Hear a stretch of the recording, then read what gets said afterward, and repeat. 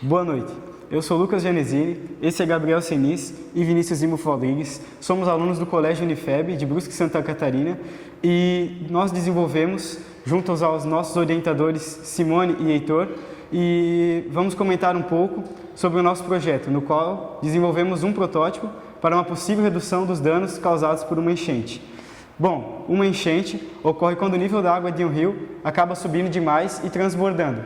Como exemplo, temos os acontecimentos no Rio Grande do Sul, onde acarretou em diversas tragédias e, infelizmente, diversas pessoas acabaram perdendo suas vidas, suas casas e seus bens materiais.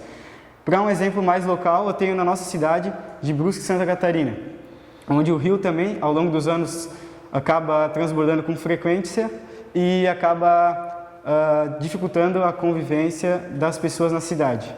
Pensando nisso, nós desenvolvemos um protótipo que auxiliasse a nossa defesa civil a prever esses tipos de situações, assim avisando a população com antecedência. Bom, eu vou explicar um pouco da metodologia e do desenvolvimento do protótipo em si.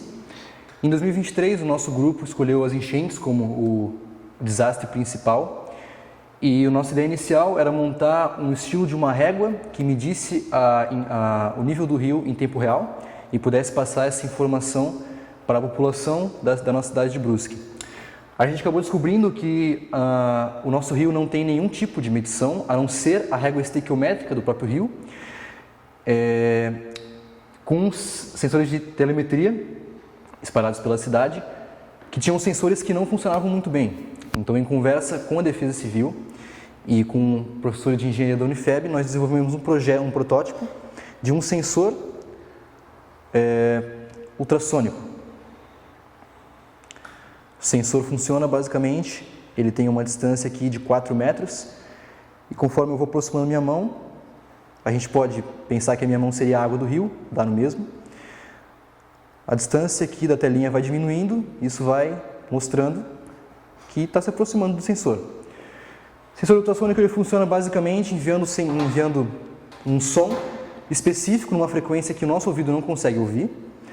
E essa frequência ele detecta essa frequência específica em um outro sensor que ele tem, então nenhum tipo de som vai atrapalhar ele na medição.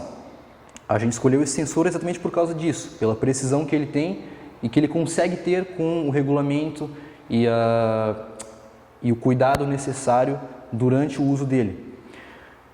Em conversa com a Defesa Civil, ela já aprovou o uso do nosso sensor e a gente pretende também associar o nosso sensor aos sistemas de telemetria da própria Defesa Civil.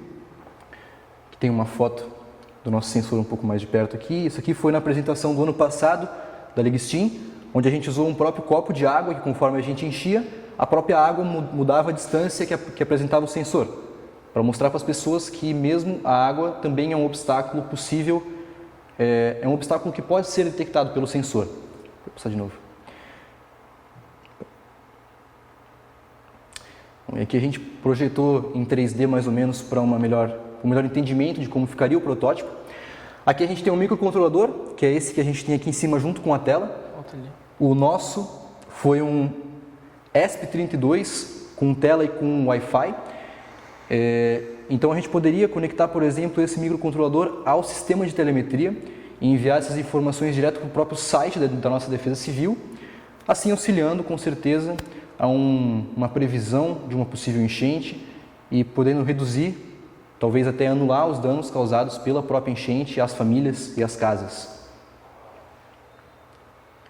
Bom, com o nosso protótipo podemos ajudar e preparar a população com esse tipo de situação.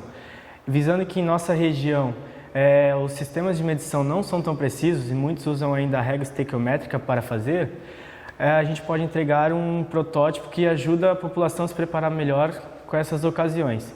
Assim evitando danos ambientais e danos às próprias pessoas, podendo ter um tempo maior para evacuar o local quando acontecer.